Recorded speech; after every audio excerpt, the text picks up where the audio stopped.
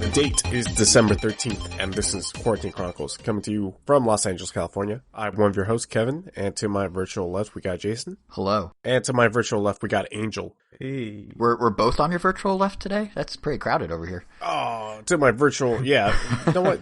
Scoot over, Angel, just a little bit to your right.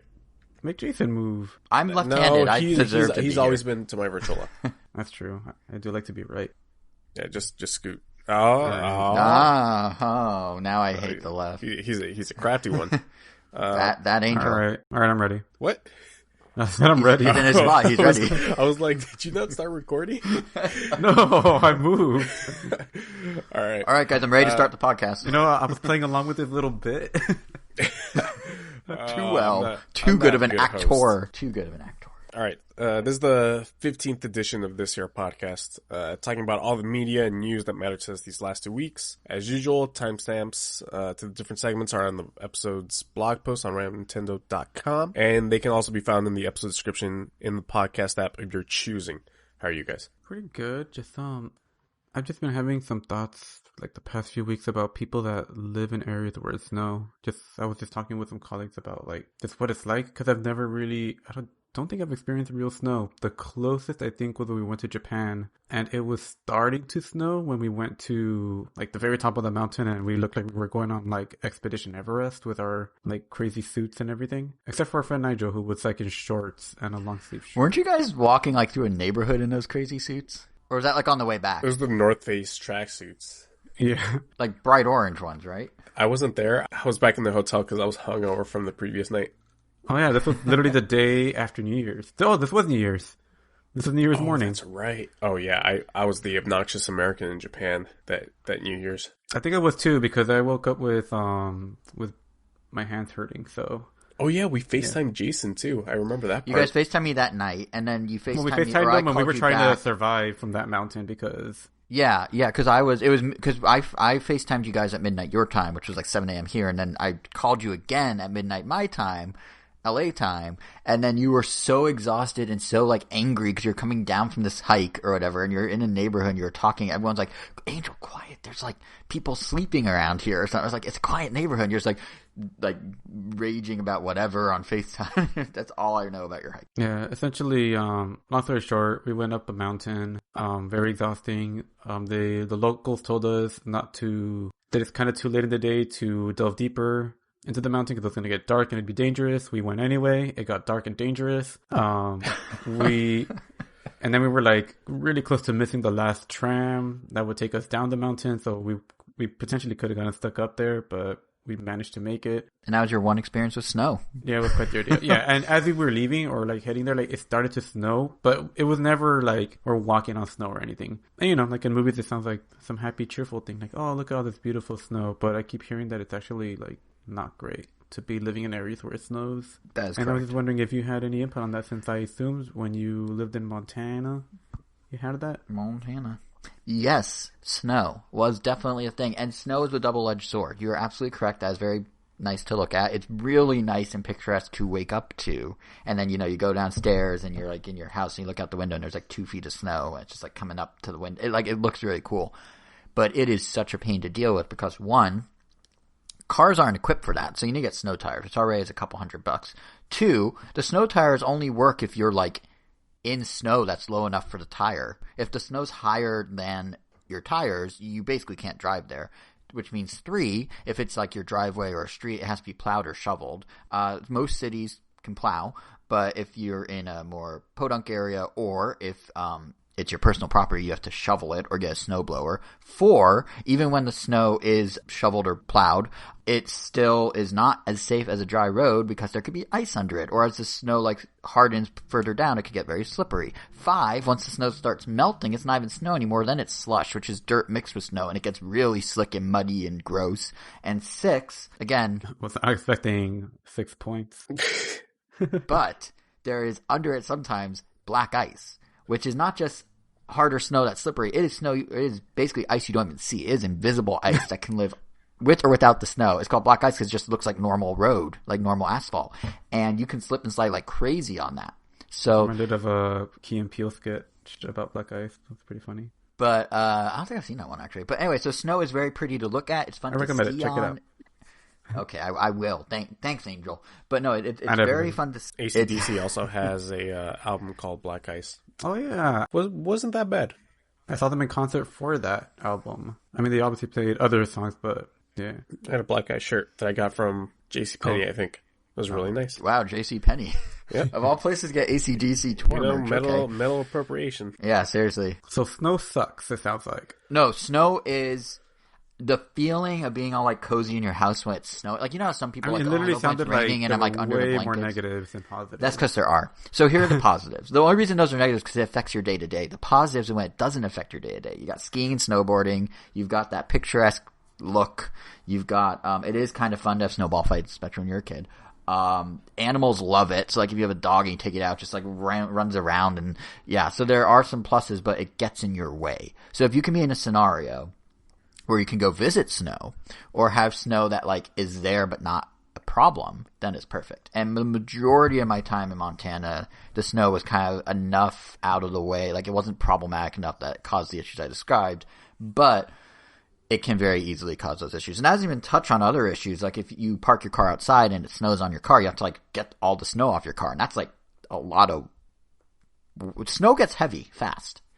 So, yeah. So it's kind of like if you can like remove yourself from dealing with the snow, it's great. It's like probably the most picturesque movie-esque thing, like you were saying. But once you have to get to nitty-gritty of like living with snow, then it gets a little So it worse. almost sounds like we have it amazing because, you know, we could visit a place for a weekend or something and just get all the California positives of snow. has it very good. But yes. never actually have to deal with it. I mean, we pretty much have different variants of summer all year. Well, that's what's nice about California is we have the mountains on one side, the coast on the other, like LA in particular. Like it's a 3-hour, 4-hour drive to Mammoth, which is, you know, there's snow, or Big Bear, which has snow in the winter. But then we also have the coast and nice weather here. But I do like, yeah, I think we have it best because I don't want to live in snow. Like I was fine in Montana. One time, here's the other thing about snow that sucks.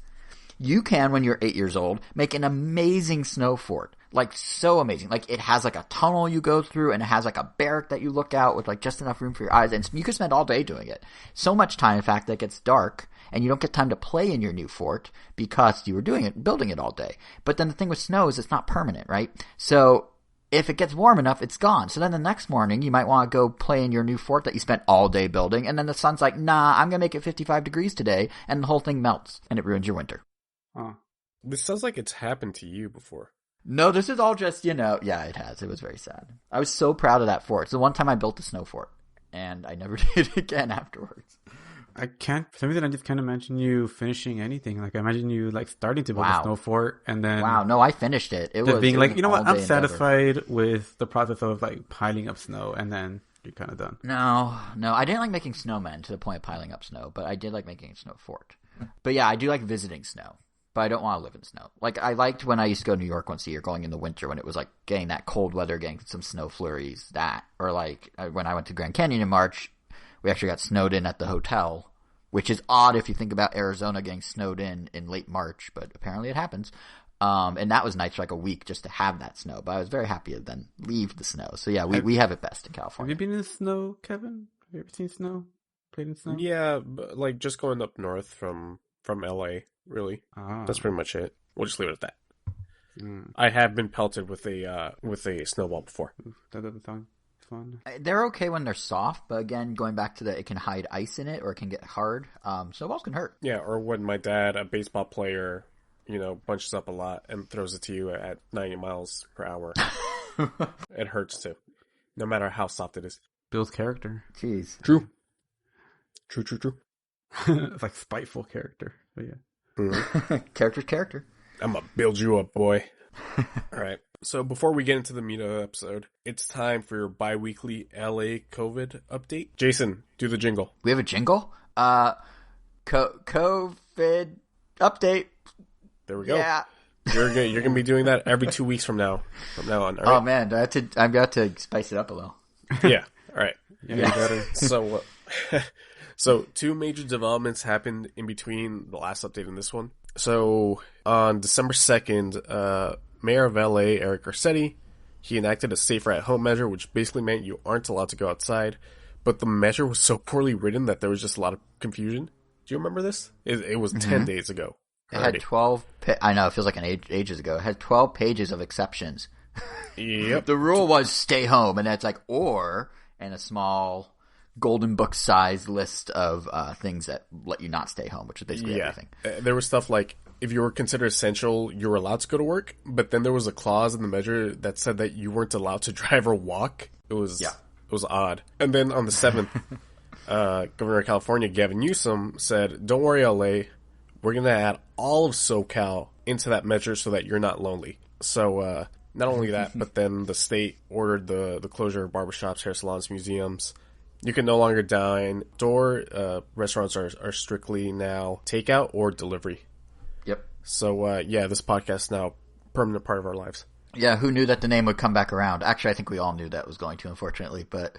No, dude, I thought we were going to be done with this podcast in June. Well, I mean, by, end of summer, I think we knew there was going to be a second wave where our name would be applicable again. Absolutely, Yeah. I mean, maybe by June next year. Yeah, I mean, vaccine was approved this weekend, so... It was approved really? Like, actually approved? Which one got approved? The Pfizer vaccine. Why are you got holding approved out by on? the FDA. That's actually a really good thing to update. You weren't going to say anything? About what? The Pfizer technically, that's more like a vaccine update. That's not a COVID Also, update. I would kind of hope that people listening to the show have better news sources for pressing health issues, and that we're just telling them our stories, which is why the vaccine did not. What make if our the only cut. listener is little Timmy, and he just Little Timmy, Little Timmy's probably. I don't even know way too inappropriate with that joke. I'm a little afraid of where you're going to take that. Wait, so it's approved then? Like, actually, It was approved By on the Friday FDA? by the FDA. Canada and the UK have approved it. The UK's already administered it. The FDA approved it on Friday. It will begin shipping to the initial wave of first responders and senior citizens Sunday, the day this goes up. Interesting. But realistically, it's not going to get to us common folk until March or April, probably. Is the Pfizer one not too far away. 2-dose one? The Pfizer one is the 2-dose one. That's 2 weeks apart. Yes, and it's the one with a 95%. Who had the 1-dose one? Was that Johnson & Johnson? Or who am I thinking of? I don't remember, actually. I'm not sure. All I know is one of them. I forgot which, but the Oxford one kind of fell apart because their data was messed up. They accidentally forgot to do something, I think. And then the other one, there's another one that they just delayed till fall 2021, but I don't remember who that was. Moderna, maybe? No, it wasn't Moderna. I don't know. All right.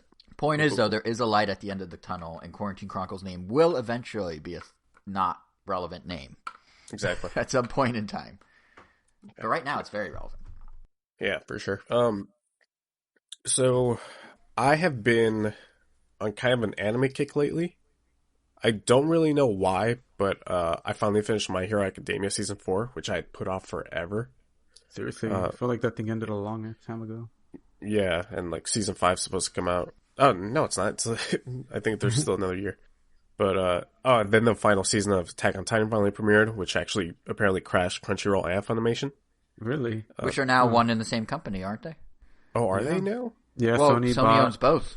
Yeah, Sony bought Is Crunchyroll. that official? Because that's They announced Wednesday. it. They announced it Wednesday. Okay, well, there we I go. don't know if that's It crashed good Sony for servers. either. Hopefully that just means I could just keep my account on Crunchyroll and I just get everything that's on Funimation as well. Or I don't know if that would mean something else, but That'd be cool. My big question is, does that mean that essentially, and obviously I'm not super well versed in the anime world, but I know Netflix has a few shows, I know Hulu has a few do. shows. You watch but basically, true. Or I did. But basically Sony has a monopoly almost now on anime in America, right? Like they own the two biggest sources. I mean, there's still High Dive and, like you said, Netflix. But I guess you're right. I mean, Crunchyroll and Funimation were probably the biggest. I don't know how big Netflix is. It's definitely felt big, but I would probably say that Crunchyroll and Funimation were probably the really big ones. Like if you could only pick one, I would probably say get Crunchyroll and then Funimation, and everyone will usually just has Netflix. So yeah, I would assume they're gonna merge them at this point, but because I think if you want to watch Attack on Titan as it's airing, you have to go to Crunchyroll. I don't think Netflix is getting them every week, even though they do have Attack on Titan on there. Yeah, I watched Attack on Titan on Hulu. Oh, it's on Hulu. I don't know. Damn. Yeah, I don't know if it was because I know Crunchyroll does the Yeah, simulcast. simulcast. Yeah, it's like 1 hour later or almost at the same time, practically. Yeah. It's almost like if you thought the streaming deals were confusing with like Peacock and Hulu, and just wait till the animes come into play. Once it's like Sony licenses out this one to this person, that one to that person, but then the Japanese deal gives them a simulcast, but not on this network. Yeah, it's all all over the over place. here. You got, yeah, it's gonna be so messy. And then you have people like Netflix that bought like the rights to Evangelion, so then that's where that lives, and blah blah blah. But yeah. Mm-hmm. Yeah. But anyways, what I've been watching the most these last 2 weeks has been an anime called Tokyo Ghoul. And the reason I started watching was because I was watching a Twitch streamer do a tournament arc for anime openings. And the one for Tokyo Ghoul was incredibly popular. And then the other day while I was browsing Hulu, I saw that it was on there and decided to have a go at it. Angel, do you know anything about that show? I've watched it. I've seen the whole thing already. Oh, you have? Yeah. Long time I don't know if ago. you're serious or not. No, I did. It was recommended to me by a friend that I know is like a huge fan of Tokyo Ghoul, and I guess after seeing all her statues and stuff, I'm like, all right, I'm gonna check it out. And I mean, it has a cockatiel, so that's right. Yeah, so he's contractually obligated to watch it. Yeah, he wears like a little like butler suit. Yeah, I do remember. You might have just sold me on the entire show. I don't know what you're about to say about Kevin, but a cocktail and a butler suit, like. Okay, yeah. That's So it. I'll be interested in hearing what Angel thinks. So basically, in this world of Tokyo Ghoul, there are these people who are ghouls, regular-looking folk that can only survive by eating human flesh. And the show follows a 19-year-old named Ken, who becomes a half ghoul after an incident. And because it's important to my enjoyment of the show, I have to point out that I was watching the dub while playing video games, so my focus wasn't 100% there. And I think Angel will know once I start talking about it, Angel will see where I went wrong here. Anyways, the first episode pretty much deals with Ken realizing that he's become like a half ghoul, and he has a mental breakdown because of it, and he slowly starts starving to death because he refuses to eat human flesh. And like from there, I was all in. I thought it was such an interesting premise, like having this character who is going to have to struggle with the morality of having to essentially resort to cannibalism if he wants to survive. Like, I was really looking forward to an anime about this, but in one fell swoop, in the same episode, the show went full shonen. Like, it went full Bleach, Naruto, One Piece, Dragon Ball Z, whatever you want to call it. Ghouls apparently can, like, excrete blood through their skin and harden it to make weapons. They just have, like, tendrils coming out of them to beat the crap out of other ghouls. And I had never been so disappointed in my entire life when I realized that this was just another shonen anime. And it's all 100% my fault because I didn't pay attention to the first episode where they clearly show all this stuff taking place. Like, to the main character, no less. He's pretty much getting stabbed to death by a female ghoul's tendril powers. I had no clue that it even happened. All I heard was the main character screaming. And I thought to myself, oh, he's just like getting bit or eaten and not just getting murked by some monster. I don't know, Angel, how did you feel about the show? I kind of agree with that. Not like, I wasn't as disappointed because, I don't know, I think I was still like okay, like, I like seeing these cool powers, I like seeing the action. But I definitely feel it was way more interesting when it was about that duality of not wanting to commit cannibalism and, you know, like, working with that, or I guess, like, hanging out with those folks at the coffee shop that, you know, like, satisfy their, I guess, cannibalistic craving in, I guess, the most, humane way, or I guess, like, the most, like, the easiest, the best way that Ken will be able to deal with it. It does kind of feel like it kind of goes off the rails a little too fast. Like almost immediately. Because that whole do I have to resort to cannibalism conflict that Ken has pretty much gets dropped in the third episode. Like, that's no longer a problem. Yeah, and it has been a while. Like, I think what I remember most, honestly, is just like the action set pieces. Oh yeah, some, like, a lot of them, like, were definitely pretty great. And even, like, I think it was like the fight against I think it's Jason, actually. I think that's the name of the dude. Yeah. Played by me, the big guy. Yeah. And just, like, the torture, like, that Ken go through, it's, damn. I mean, I don't know, like, this character definitely suffers. I don't know if he suffered, probably more than the main character from Dead Man Wonderland, which is another show that I've seen. I didn't see the second season. Because I know I saw, like, I guess what was supposed to be a complete story, or at least, like, that first season. The second one, I think, goes even more off the rails from what I've heard, which is why I just didn't really bother. So are you you're not talking about the second series, right? You're talking about the second season? Oh, maybe I'm talking about the second series, where it's called, like, Tokyo Ghoul, like, and then, like, a little symbol after. Oh, Route A. Yeah, Yeah, so that's Route the A. second season of Tokyo Ghoul. Oh, that's the second season? Yeah.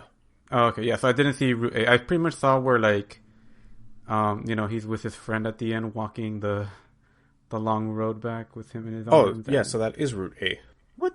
Oh, okay. Yeah, well, it's Route A. No, okay. Well, that was the last episode I saw. Pretty much where, like, I guess it felt like that arc concluded. And Right. Ken just kind of goes off on his own to, I guess, figure out what he wants to do with his life. I don't know. Oh, so I was looking into this because the second series, Tokyo Ghoul it's just :RE. Apparently, that show just pretty much took Route A and threw it out the window because Route A doesn't follow the manga. It like cherry picks from the manga what it wants, and it switches a lot of things.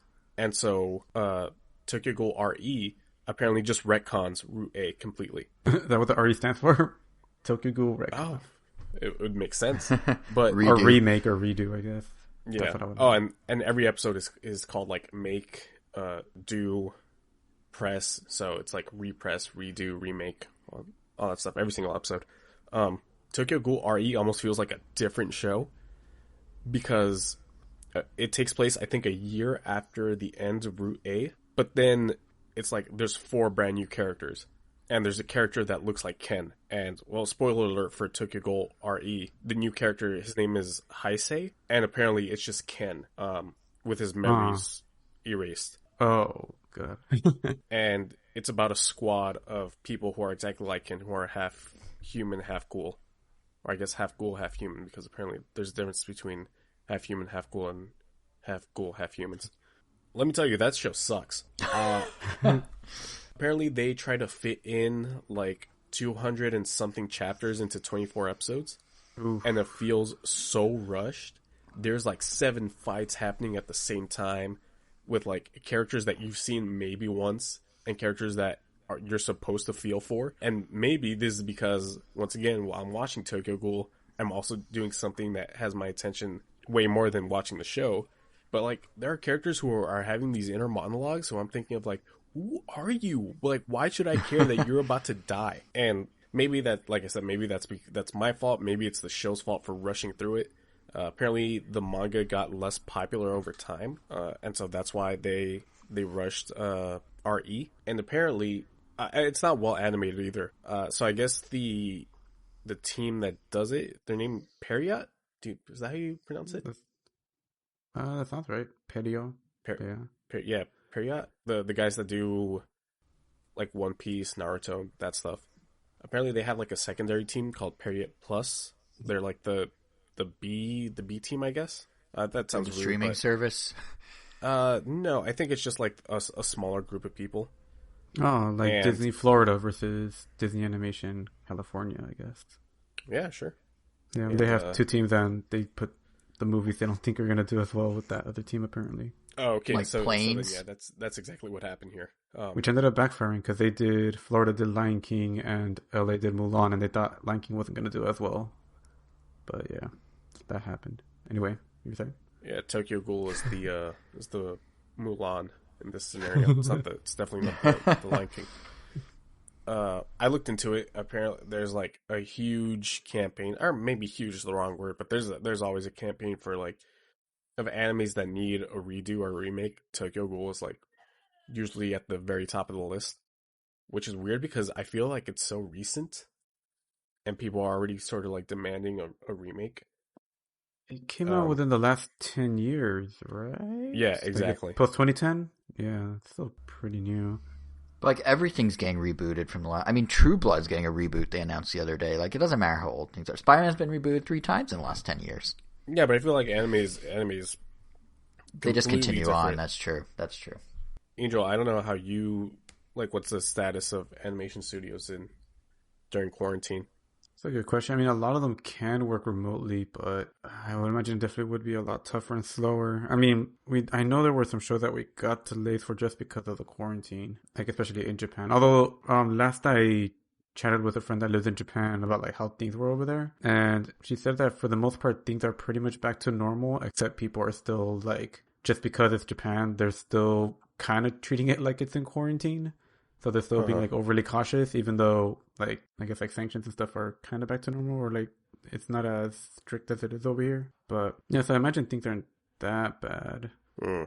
But I don't know. I mean, Nintendo definitely makes it sound like it is bad based on Sakurai working from home, but then again, game industry could also be way different. Well, Nintendo's a weird case because they are such an old school conservative company where they have everyone like go to work in like jumpsuit looking things, and like it's very so like for them how you move to at home was hard because they never had that infrastructure in place. They had to kind of do it on the fly. I think that was their main their main bottleneck versus I think because like when I don't know. Oh, you didn't go Kyoto when you were in Japan, did you, Angel? Did you go, Kevin? Did you guys swing? No. Okay, because if you guys think anybody went to Kyoto. Yeah, no, Gilbert and Eric went. When we went to Osaka, they ended. Yeah. Right. Because if you swung by, like, Nintendo's, well, you guys didn't, but I did when I was there, swinging by Nintendo's headquarters, like, I got lunch at some place across the street, and there was just, like, a rotating door of people in, like, Nintendo jumpsuits, and I researched it, and apparently, like, the software guys all wear blue, and the hardware guys all wear beige, and the office itself is, like, stark white, and you just kind of sit and diligently work, and none of that is ready for work at home. Like, that sort of corporate culture doesn't easily flip to work at home. So, I think that was Nintendo's problem. No, Nintendo. We'll get to you next week. I got lots to say. Yeah, it's not to hijack the non-Nintendo show. No worries. But I just did. I definitely remember feeling like I wish I liked the show more at the end of Tokyo Ghoul. Like, especially because, like, you know, like you said, like the way it started. Like, I did like, at least like thematically changes it or makes it a little different from other shonens is that the character never wanted to be in the situation and never necessarily wants to be the best fighting like ghoul or anything. I mean, they still ends up like, you know, getting better, learning more powers, and I think they even have like a second form and stuff like that, like other shonens typically do. But at least like his goals are always felt different, and which ended up just feeling just more disappointing when it kind of just ended and it was like, it didn't feel like it reached its full potential or like something was lost in it. Yeah, that ending is complete nonsense for Route A. Because it's like he's walking that long path and then he confronts like this other white-haired guy. And as far as I remember, that's the first time that we see that guy. And that person ends up being one of the main characters in Tokyo Ghoul RE. And he's very, very important to the story as to why Ken has amnesia. But yeah, I don't know. I think if I would have paid attention, I would have saved myself the trouble of having to see all these almost 50 episodes of this show. And I don't know. I just wanted to see something in between, like a slice of life and shonen anime. And the first episode definitely felt like that to me. It's like nothing too out of the ordinary, just like some slight fantastical element, which I don't know if there's a lot of shows like that. Like I don't know if you know any, fantastical element? Yeah. Oh man, I feel like I definitely have something. I feel like this year I've definitely like watched a ton of new anime this year. I mean, there is one I'm thinking of that I talked about on the show that has like a slight fantastical element, but it's definitely not the fantastical element I think you're looking for. Which one's that one? The one about the group of like I think it's 6 friends that are trying to figure out why their friend died, but their friend is like there in spirit the whole time, and only one of them can talk to them. It's like an 11-minute show, and it's like it could get kind of depressing towards the end, but it's actually kind of just a big bummer in general. It's not really like magic or there's no like action. It's super slice of life, but it's more of actually I guess it's more like Erased in that sense because Erased kind of has that fantastical element, but yeah, you know it's still pretty much grounded. I don't know. I think Tokyo Ghoul probably definitely had the option of being that. It's like it's more an anime about morality than it is about crazy action fights and stuff like that. And don't get me wrong, some of the action fights are really cool, like you said, like the one against Jason at the end of season 1. But yeah, that show just goes too fast, just way too soon. And I don't know. I just wish I liked it. I think I have like 10 episodes left of RE, and I have no idea what's happening anymore. Damn. Like, and it's funny because Ken's hair starts off black, then it goes white at the end of the first season. Then at the start of the second series, it's white with a little bit of black in it. Then it turns black again for 3 episodes, and now it's back to white. They just can't decide what they want to do with it. Pretty much. Does it signify something? It does. Okay. It's a story thing. But yeah, I every now and then I just keep thinking to myself how I could just save myself the trouble if I had just paid attention to that first episode while playing game. So I guess at the end of the day, that's the moral of the story. Don't multitask. Yeah, don't multitask, and also don't watch the show. Read the manga, I guess, because that's will probably give you more context for literally everything that's happening in the second series. Yeah, like maybe they'll explain why the cockatiel is wearing the suit. Ooh, okay, I'm back in. Yeah. All right, cool. Angel, why do you have Who Framed Roger Rabbit on here? Is this your first time ever seeing it? Oh, no, definitely not. I've seen this movie many, many times growing up. So, as you guys know, or I'm pretty sure I've made it apparent that every Friday, my sister, brother-in-law, and I, we pretty much have a movie night, and we try to watch a movie that none of us have ever seen before, or at least the majority of us. But after going through so many, over the months, we started wondering, like, there's some films that like I just been wanting to rewatch, but just haven't really found the time. And specifically movies I haven't seen in at least 10 years. And like in the case of my sister, she hadn't seen this one in about 10 years as well. And my brother-in-law hadn't seen it since he was like a little kid. And so we just started coming up with another list of movies that like, do they still hold up like today? And like on that list right now, we have this movie, we have The Mask, we have Dumb and Dumber, because those are our movies, especially those two. The last time I mentioned, I haven't seen those since I was like probably like 10 or younger. So, and I know I saw, and Ace Ventura, probably a lot of Jim Carrey movies. And I know I saw a clip of Ace Ventura recently, and I was like, oh man, this is kind of cringy. So I'm just wondering if I would even still like it. But I remember it being hilarious. All of them, I'm pretty sure. I know it's sacrilegious to say to some people, I feel like I don't think 90s comedy ages as well as people like to think if they don't have the nostalgia. Yeah, just like Rush Hour being incredibly racist, apparently. Yeah. Yeah. I saw the second Jim Carrey movie on Netflix recently, like probably like 2 or 3 years ago. And it definitely has some, I think it was just too over the top that it kind of like surpassed cringy, that it kind of came back around to being funny. But then there were still some parts that were like, oh God, like, the kind of things that you're like, I don't want someone to walk into the room right now while I'm watching this. But, anyway, Who Framed Roger Rabbit? This movie, like, I have a ton of respect for, so I was kind of really hoping, like, oh man, I hope it's still good after all this time, and it wasn't just, like, nostalgia or just the, like, big, I guess, admiration for Richard Williams, which is, like, the director of animation for this movie, and pretty much the man behind, I guess, like, the Bible for, like, animation. He wrote something called the Animation Survival Guide, which, like, every character animator, doesn't matter who it is, like if you ask them, like they've probably read this book and like learned a ton from it. Like as did I, like I have the book right here and I love it. But just like the way that he like animates everything is just so like distinctly him. And yeah, like it still holds up. Like the quality of the animation of all the characters, especially like in that short in the beginning, just looks so good. Like you could easily and I'm not even kidding, like you can mistake it for like something that was animated in 2020. Like it just looks like that good. Like probably better than most like 2D animated things I've seen. But even just like the interactions with like the live action characters with the animated characters, it's just so well done. There are like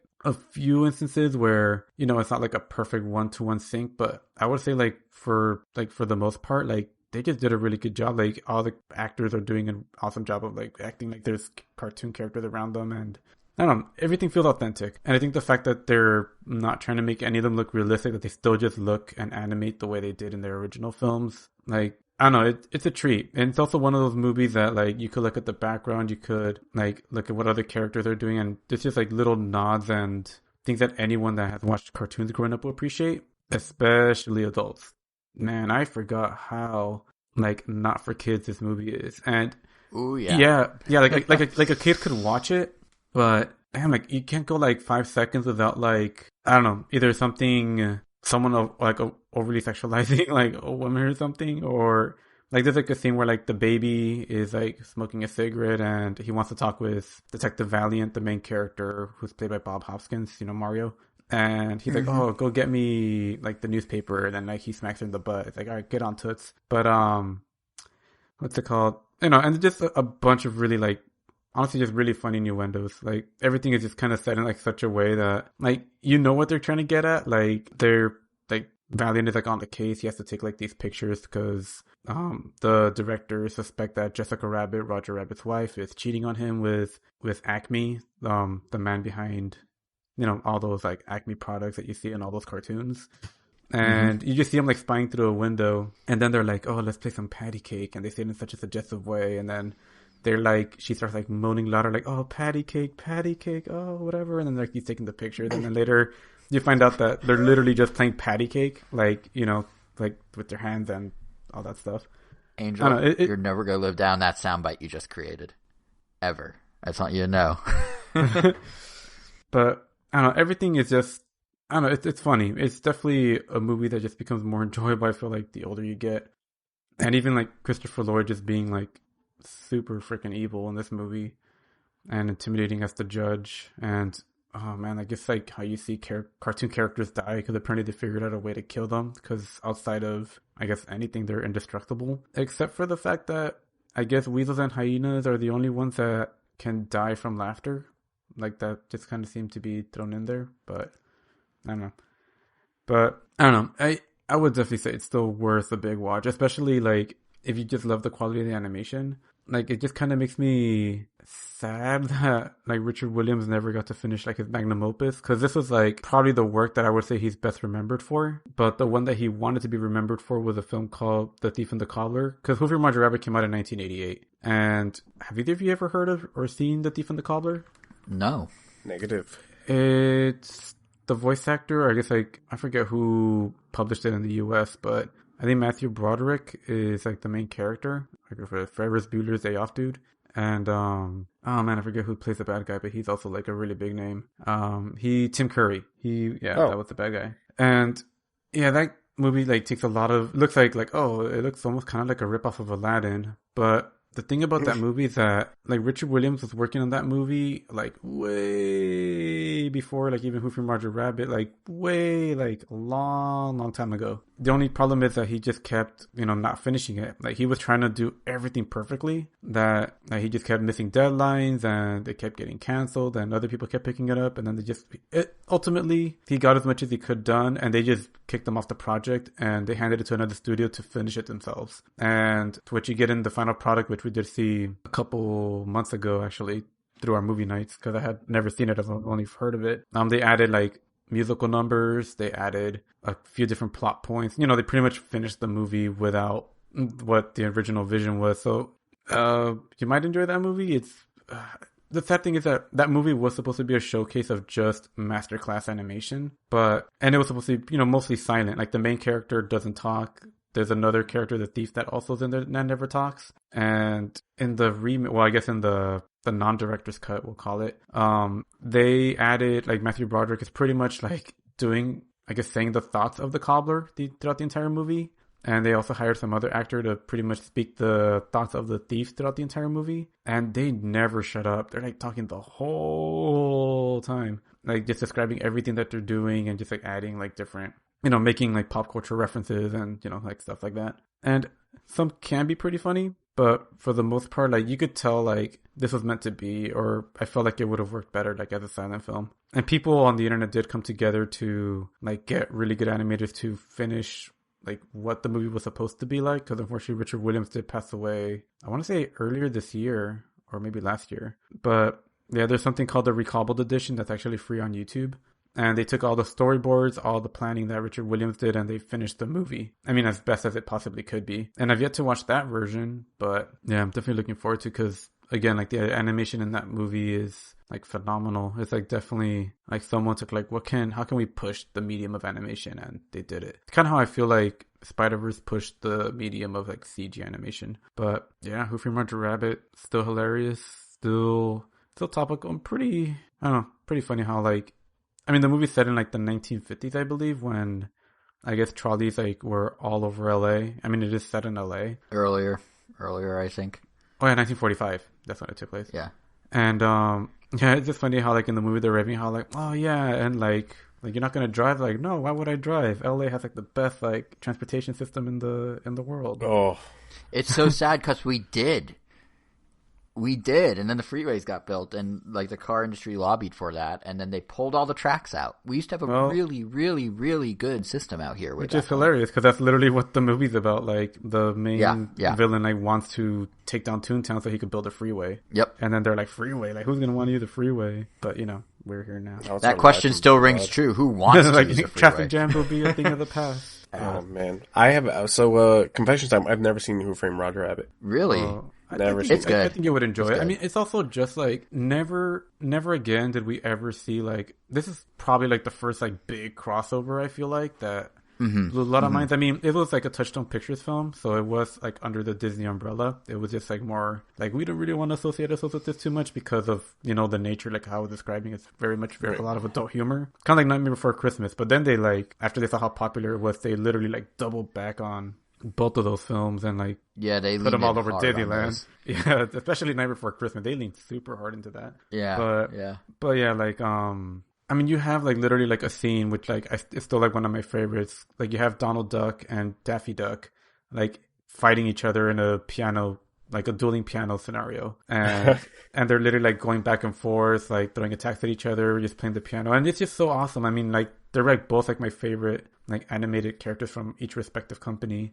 And they're to both see them, dogs. Yeah, and like to see them like next to each other, like talking to each other and interacting, it was just like it still was like mind blowing and just like awesome. And you also have like scenes with like Mickey and Bugs like chatting with each other. You have like Disney characters, Warner Brothers characters. You have Betty Boop appear. I mean, it's literally like I don't know if it was like those companies going to Disney and going like, oh, please get these characters in there, or Disney reaching out, because if anyone could do it with the money, it's Disney.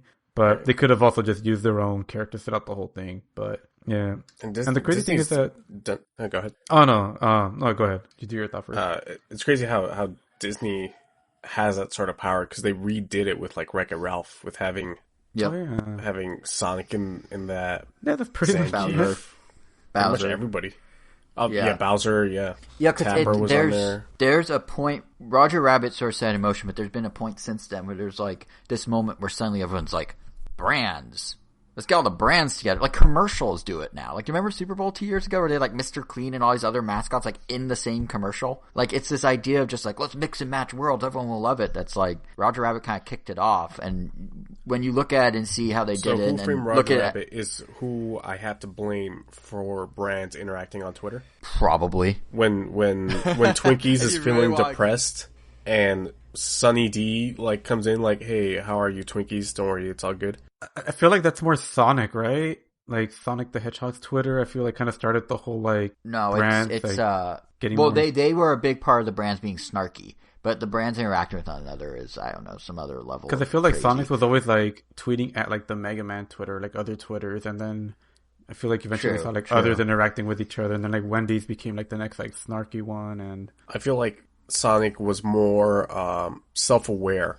While all these companies are just trying to just try to be quirky and stuff like that. Yeah, but it is kind of interesting if you plot like Roger Rabbit was kind of the first crossover between brands, because obviously like there's Jetsons meets the Flintstones, and there's like Hanna-Barbera Hanna-Barbera's like animated universe is like there's a lot of crossover there. But anyway, and then like Space Jam is probably the next one, and then after Space Jam, even though it was just Warner Brothers, just mixing two worlds, basketball and Looney Tunes, and then from there I feel like there's kind of a lull. And there's like Smash Bros and stuff like that, but then like Lego Movie happened, and like Wreck-It Ralph happened, and they started mixing and matching IPs across brands, and then it just like took off, and now it's everywhere. At least that's kind of my read. Like even Fortnite, which we'll talk about on the regular show, like Ram Nintendo, that's just an IP. Like, hey, you got a brand, bring it on in. Like it's just So it's but it definitely, I feel like Roger Rabbit was kind of the source of all this. Yeah, the only thing, but it executes it very well. The only other thing I was going to say about it was, like, it wasn't until probably the last time I saw it, like, over 10 years ago,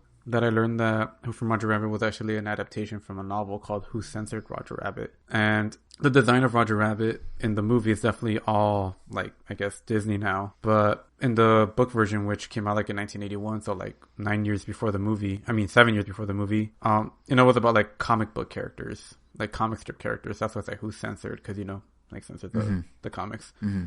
And that one was definitely probably darker, and like probably it was pretty different. Like, it involved like genie wishes, and in that book universe, like cartoon characters can die, like, and they talk like with speech bubbles, and like they die normally, but they have like cartoon characters have this ability to make something called a doppel. And what that is like they'll create like a doppelganger that exists temporarily, but those like they'll have them so that they can do like the crazy, like dangerous scenes, like in comic strips or stuff where like they get crushed by anvils or stuff like that, so they can be safe. But yeah, so it kind of revolves around that, and the mystery is kind of sort of similar. But essentially, this movie was so big and popular that literally when they came out with the sequel to this book, they literally retconned the entire first book by making it a dream of one of the characters from the movie.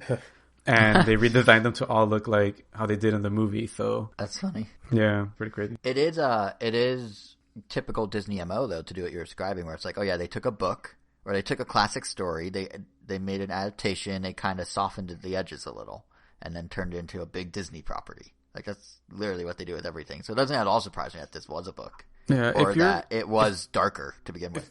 If anyone is curious about like the differences and like how the plot actually rolls out in the book, I would really recommend a video by, I forget who makes it, but the book is called like Who Framed Roger Rabbit, like what's the difference? And they literally go like side by side with the book and movie, like plot beat by plot beat, like what's different. And it does like an awesome job. I mean, I think it's by Cineflix. I forget the channel, but like they do a bunch of comparisons like that I love watching. Like they'll do like one for the Lord of the Rings or like Jurassic Park, or things that sometimes you don't even realize came from books. And it's just interesting seeing like what changed or what characters got cut and for what reason. And most of the time that makes sense. You have a book versus a movie, you have to wrap things up, and sometimes it makes more sense to cut out characters or change it completely. But yeah, this one kind of makes sense. It feels like it'd be way more convoluted. But yeah, Who Framed Roger Rabbit, freaking Disney. Yeah. Corridor Crew, they have their good and bad CGI series. It's up to like 50 episodes. It has like up to 50 episodes now. One of the segments that they did was on Who Framed Roger Rabbit, and it seems like on the technical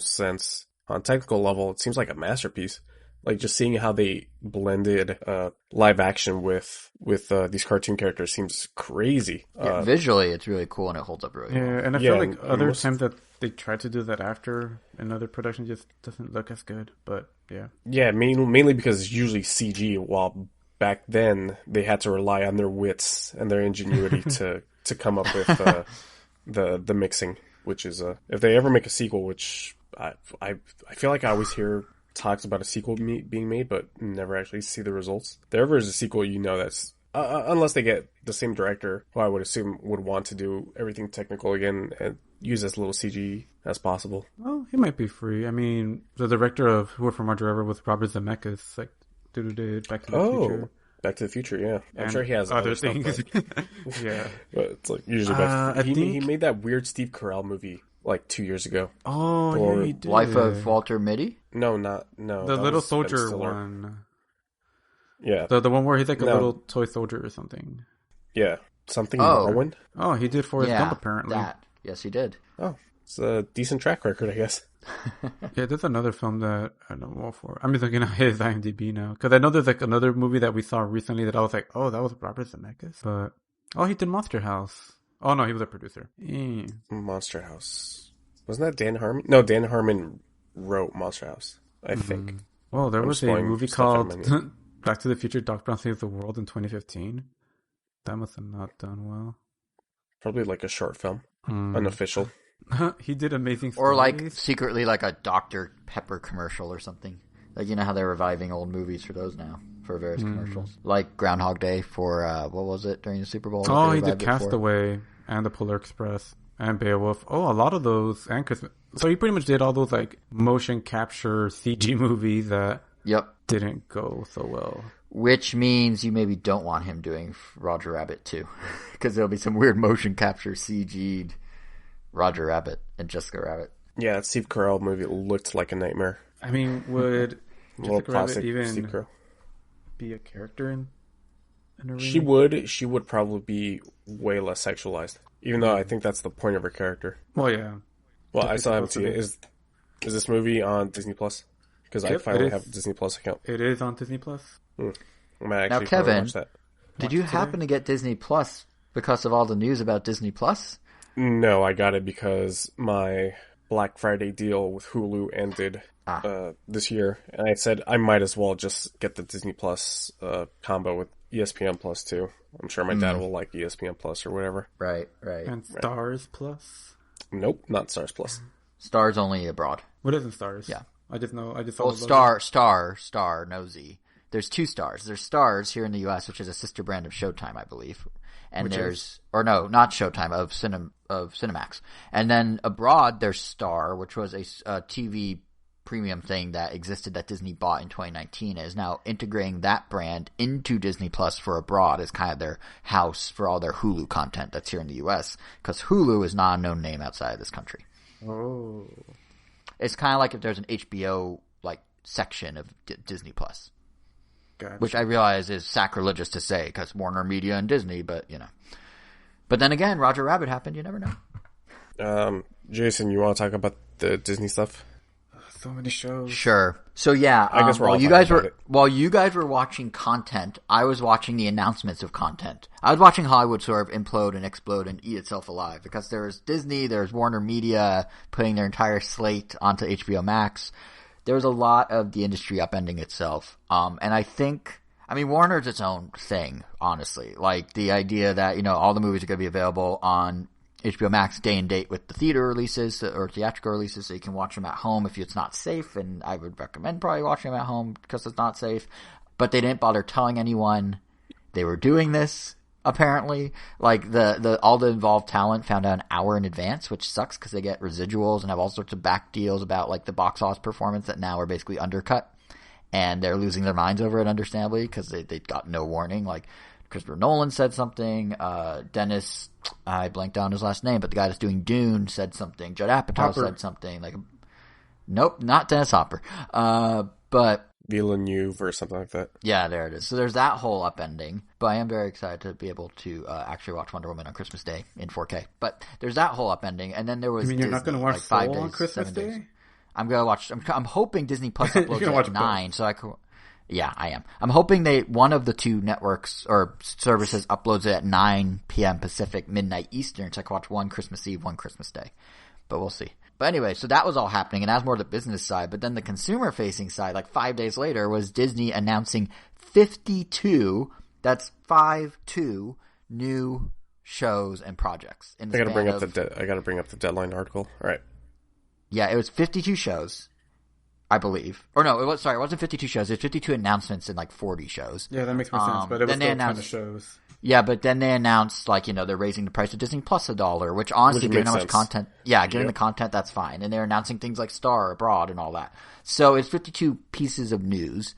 But yeah, it was like this weird, it was competing with the Game Awards, which was a little odd because a lot of that fan base overlaps. So I'm not sure who thought that was a good idea. But either way, we at least can parse it out. So we have Disney Today and Game Awards on Ram Nintendo. But it was like this 4-hour long, Hall H at Comic-Con mixed with an investor briefing mixed with a Nintendo Direct sort of presentation thing. Which is a genius way of doing it.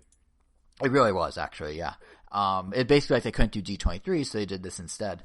And they announced a few original projects coming to Hulu, coming to the various things. But I think the thing that really stuck out to everyone, and that we're going to have a lot to talk about, is basically Sister Disney... Act 3. Correct. I was going to say Hocus Pocus 2, but sure, Sister Act 3. No, but the thing that really stuck out to me is... Wait, coming back? Yes, what? She is. Yeah. But what I was going to say is the thing that actually stuck out to me is... I haven't seen either of the first two, so actually... Yeah, me neither, so... Me neither. But the thing that really stuck out to me is the timing of last episode when I was like, man, Mandalorian has all these backdoor pilots. They're going to make so many spinoffs, to Disney then going, you bet we are, and announcing spinoffs of everything. I mean, if you thought the MCU was going to be kind of crazy now they're integrating TV series into it, just wait till they have the Star Wars streaming universe or the Pixar expanded universe, I guess, where things that you don't think. I mean, it was getting to the point where like someone I saw on Twitter was like, wondering what happened to Nick Fury's chair in the first Avengers? Well, check out Nick Fury's chair coming this fall to Disney+. Like everything, like the dog from Up is getting a series. I don't know why. Like, Wait, really? Yes, it's called Doug Days, and it's about the dog from Up. I mean, why is there It's a Disney Plus series. I mean, I'm not mad about it. I'm not mad. I just don't understand why. Like, who looked at him going squirrel, went, well, that was a moment. Let's make a series of it. Like, what? Like, what are they doing? There's some cool stuff in there, I think but the one like, I'm confused about the most extreme. is Baymax, because there's already a Big Hero 6, the series that, you know, pretty much continues Well, that's where probably the movie left off. Well, I mean, it's the same as they're also making movies that are like extended universe. Like, you know, Toy Story's getting a spin-off called Lightyear, and there's already Buzz's backstory. No, yeah, but this is going on right now. I mean, the Star Baymax isn't coming till the Star Baymax Command show, isn't coming till 2022, I don't think. So they're going to probably wrap that one first. Because what they're trying to do, which is very smart, is they saw, and granted this is already in motion, also was planned, but basically they have seen, apparently, when they started putting Clone Wars things into The Mandalorian, Clone Wars views spiked on Disney+. So Disney's not only trying to make new things that make you want to subscribe and pumping out new content, but they're trying to like retroactively make old content relevant again. Like apparently Clone Wars is having the highest viewings it's ever had in its history because of Mandalorian. So now, you know, if they do like, okay, we'll make Baymax in 2022, they can wrap up Big Hero 6, the animated series. You know, give like a 9-month gap, start Baymax, and if people like Baymax will go watch Big Hero 6. Or like Big Hero 6, maybe they'll check out the animated series, and they all can kind of, there's basically triple the content now, and all they need to do is produce one new show. So it's very Disney at its Disneyest. But it's interesting because there's a lot of things they announced, and some do look legitimately very cool. So I don't know if you guys want to go like category by category, like do you want to do Star Wars, Pixar, Marvel? Like I don't know what you want to do, but there is some cool looking category. stuff. It's probably easier. That way we don't All right, jump around. so do you guys want to start with, since we were talking Let's animation, go with Star should we Wars. start with, oh, you want to start with Star Wars? Okay. I'm just going to say it. I think like Star Wars is a good example of there being too many things, I think, because like literally it's things like there's one I think is really cool. I'm really into Patty Jenkins doing Rogue Squadron, the movie. I thought her action sequences in Wonder Woman were really cool. Who's Patty Jenkins and why is that? Wonder Woman. She's the director of Wonder Woman, among other things. But Rogue Squadron seems like something that could be a fun movie in the same way that Rogue One was a fun movie, like kind of just like a totally different sort of vibe for Star Wars. Obviously the Nintendo connection's kind of neat, personally. I mean, it but feels I like think the extended universe she's a good of books fit. is just finally being adapted into a visual medium, I guess. Yeah, it is on some level, but and there's like stuff there is, but I think that I'm really actually looking forward to Rogue Squadron. That should be really cool. And like some of the spin-offs I get, like you know the I think there's some potential in the droid spin-off. They're doing a droid story. I think they're working with Disney Animation on that one maybe, but basically it's gonna be like a cartoon, like a CG cartoon miniseries show or something. No, but it's about like what it's the life like of like. What it means to be a droid? Yes. What it means to be a droid. At the end of the day, that's probably what it's going to be about. It's a new droid alongside R2-D2 and C-3PO, and they haven't announced a droid. But like, I love BB-8. He's one of my favorite things in the new trilogy. So like, if they were to do a series of like, 15-minute mini shows about like some droids and their silly adventures, like sure, why not? Like it's kind of like the What If of Marvel that they're doing as well, where it's like this other format, and it's kind of like these other stories that aren't necessarily directly tied to the main thing. They're just kind of these little stories. So like I'm okay with that. And they're also doing like an anime of Star Wars called Visions, which again, it's a whole different medium. It's a whole different approach. It's gonna be an anthology series, so it's just gonna be little slice of life like Star Wars. So, It's like the Animatrix. Yeah. Actually, yeah, exactly. So yeah, like stuff like that I'm fine with. But then they started doing some stuff, like personally I was like, all right, if you're a fan of Clone Wars, The Bad Batch, spinning them off into a series, I get that. Okay, that could be cool. But like, do we need 2 Mandalorian spin-offs that all crisscross and then have episodes where they all come together like the CWDC shows? Like, do we need that? Maybe we do. I don't know. It just seems like they're really... What? They haven't announced what they're going to do, but they announced Rangers of the New Republic and Ahsoka, and both of them are independent shows that are spun off of things that have already happened in Mandalorian, which last episode, I was saying, oh, they're backdooring all these pilots. But then they're all going to come back together and like culminate. Like basically what they're doing that I think is sort of the weird thing to me is they're taking the MCU template and they're applying it to every property they have. And that just seems like not every property needs that much depth. Like, okay, you can do a series about Obi-Wan Kenobi and bring back Hayden Christensen and have him be Darth Vader and set it 10 years after Episode 3. Fine. But is it going to be like, oh, if you watch that, you now have to also watch Lando, the other new thing they're doing with, they don't even have any announced which Lando's playing Lando. Like, is it Glover? I think they said Billy D. Williams. Oh, it's going to be him? Yeah. Okay. Well, because then, like, at that point, it's like, all right, is there going to be something? Because I was going to say, if it was Donald Glover, are they going to, like, do some weird thing where now if you have to watch Lando to watch, to fully experience Obi-Wan, like, it gets... I have a bone to pick with some of the naming conventions that they did for this. Yeah. So Ahsoka makes sense. They're not going to call it Star Wars Tano. They're going to call it Star Wars Ahsoka. Mm-hmm. Then with Cassian Andor, Diego Luna's character from Rogue One, which I'm actually looking. I see a lot of people that are like, well, "Do we really need this?" And like, I agree, we don't. But I'm looking forward to it because I really like Diego Luna in that role. I think of the Batch as a big Rogue One fan. Like, I'm a very big fan of him as a person. He just seems like a really awesome. That too. Yeah, he's cool. He came out in Conan. He did when Conan went to Mexico for his travel show. Yeah, but I think like because I love Rogue One so much, like. Do watch Conan because I love Rogue One so much. Like I do think like that one could be very interesting, and that's the thing is like there's so many of these. I'm kind of like, it's so much, and why do they all exist? But in the same way that you and I kind of like, oh yeah, like I like Rogue One. Maybe this could be cool. He seems cool. I'm sure someone's like, oh, the Obi-Wan one's gonna be great, or the Lando one's gonna be great. But the part that bothers me is they insist on intertwining them. It feels like. And it's just like you can do like a million spin-offs, like the Pixar ones. Seem to be fair, right now it only seems like Ahsoka and Rangers of the New Republic are going to be the ones that intertwine. Because right now, right now. Well, excluding all the Marvel absolutely stuff. Right now, and all the Marvel stuff is already intertwined. Yeah, all that stuff's intertwined already. Oh, but still, let me go on my little rant. Sorry, the naming. Sorry. So that makes sense. Then there's Star Wars Obi-Wan Kenobi. Why not just call it Star Wars Kenobi? Yeah. Or Star Wars... I'd even be fine with Star Wars Obi-Wan. Why his entire name? Why? It makes no sense. Star Wars Lando. That makes sense. It does. Not only that, but I think they're calling these shows Star Wars subtitles when The Mandalorian is just The Mandalorian. It's not Star Wars The Mandalorian. It's just The Mandalorian. Yep. That's true. Again, because it's part of that extended universe. But you know what they're doing, actually? And it was really weird because when they're announcing each show, I'm like, why are they all just names? Like, if you look at the Marvel side, it's like Loki and like Falcon and Winter Soldier. The only one that has like an interesting like name is WandaVision, and that's like a TV show side name. And then when I realized what really hones in that they're MCUing everything is the MCU, and you don't really think about it, but all the movies are just the names of the characters, right? Iron Man, Thor, Ant-Man, that sort of thing.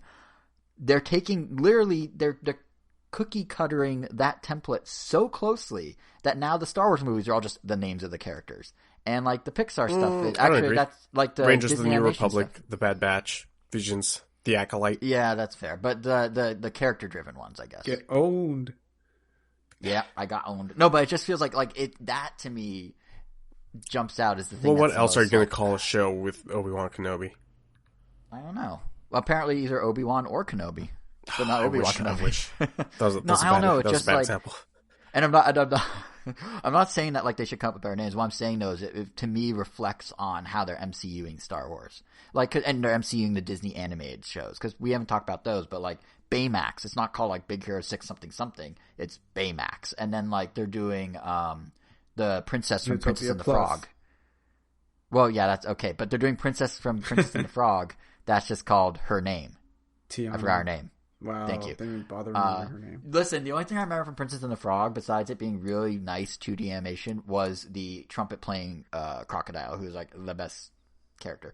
But yeah, I don't know. It just feels like it's so like and then like Moana's getting a series now, and I'm sort of jumping all over the place. We're but jumping, my point we're is, jumping all over I know the place. my point is like all these characters are just suddenly getting things, and I get it from an IP perspective. This is how you really quickly grow your base and get people into it, and you leverage the fandom that exists. But it just feels so like, they did this with the MCU. Now they're doing it with Star Wars. Now they're doing it with Disney, with animation, et cetera, and okay, yeah.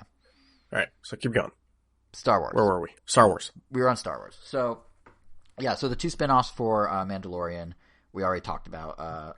One is, you're right, one is not just a character's name, which, to be fair, is a plus. But then they're also doing, like I was saying, Bad Batch, which could be cool. Andor we were just talking about, which I think also has potential. They're doing one called The Acolyte. The Acolyte, yeah. It's from the creator of Russian Doll, which might be kind of interesting because I've heard that's very good on Netflix. Yeah, same. But I've never seen it.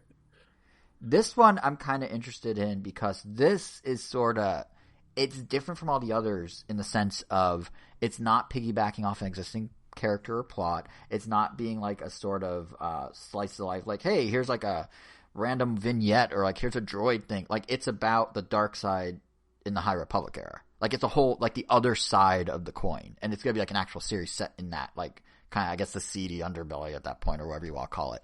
And that could be interesting because that's like a whole different sort of world building they can do. That's not leveraging existing stuff. That's not a slice of something that's just going to be a one-off. So that, to me, is potentially the most interesting of the shows. Just because I don't think the High Republic has ever been seen on screen either. That's true, actually, yeah. So there's the double whammy of that. Yeah. So that to me is they have the most freedom to do what they want. Like that, like when they announce, like for example, I know people love or hate Episode 8, but Rian Johnson, when they announced he was doing his own trilogy and it was going to be set somewhere else in the galaxy, I was like, oh, okay. Like totally separate story, totally separate thing, not tied to the Skywalker saga. You know, like even not Rogue tied to Squadron. Jedi or anything. It's just in that same universe. Yeah, you know, maybe it's just like about like some entirely new thing. I don't know, but like completely far removed from Star Wars as possible. Just like a slice of life set on Earth, but it's like, nope, this is in the Star Wars Strange universe. how they didn't show any new Star Wars movies. They did Rogue Squadron. Oh, that's true. This Deadline article doesn't have Rogue Squadron. Oh yeah, Rogue Squadron's there. It's coming out December 2023. They also reconfirmed that your boy Taika is going to be making a Star Wars movie. Oh, what? Yeah, it was first announced back in May or June, I think. But yeah, it's in development. You may know him as the director of Thor Ragnarok and Jojo Rabbit. Oh. Yeah, so that's going to be like, and see, I'm excited about that because that tonally is going to be very different than everything else. Like all these other ones fit like pre-existing tones and pre-existing things. Like I like the idea of them exploring Star Wars in new ways, not just expanding what we already saw. And I get why they're expanding what we already saw because that's easy. You basically lock in the fans day one, and you know, it's if you like this, you like that. It's super easy. Like they don't even need to build a recommendation algorithm on Disney Plus. They just literally point to the spinoffs. But the other stuff where it actually could be totally different or totally its own thing, that I think is much more interesting of announcements. And to your point about everything having Star Wars in front of it, like the fact that the Acolyte does not say Star Wars The Acolyte, it's just called The Acolyte, makes me think it's going to be its own separate thing in the same way The Mandalorian was its own thing, and then they started stacking things on top of it. So we'll see. But yeah, so that I don't know if you guys had any thoughts about Star Wars. That's the Star Wars side. This is the most I've been interested in Star Wars in a long time.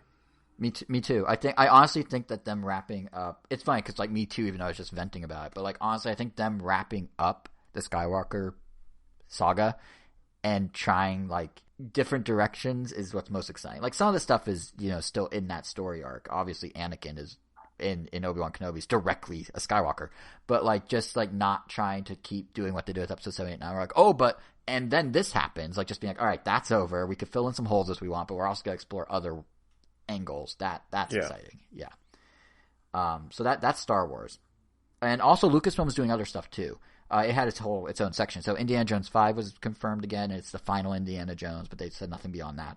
And Willow, as we talked about when Angel talked about Willow here on QC, is getting a series in 2021 or 2.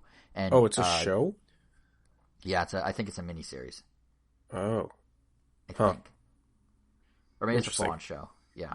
Yeah, because the pilot was directed by John M. Chu of Fast and Furious and Crazy Rich Asians. Fast and Furious? No, what?